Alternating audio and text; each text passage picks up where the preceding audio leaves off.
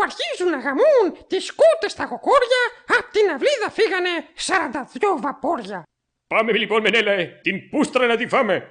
Let's go, bro! Ο Αίας ο Τελαμόνιος, ο Μούργος Αχιλλέας, ο Νεστοράκος ο Σοφός, ο Τσίφτης Οδυσσέας και ο Κολαράς ο Πάτροκλος, ο Πούστης της παρέας. Πείτε όλοι cheese. Cheese! Γαβιέρα.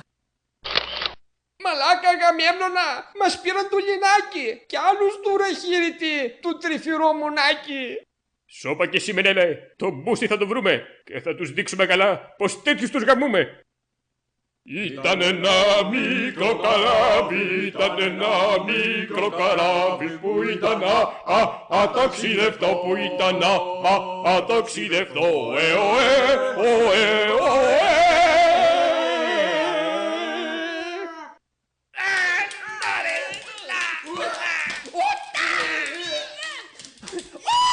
Πόλεμος μέγας ξέσπασε και τρομερό γαμίσι και από παντού σκορπίζονταν το ελληνικό τροχίσι. Τίποτα όρθιο δεν έμεινε κι όλοι τα είχαν πάρει ενώ οι λενιό ξεσκίζονταν απ' την ψωλή του Πάρη.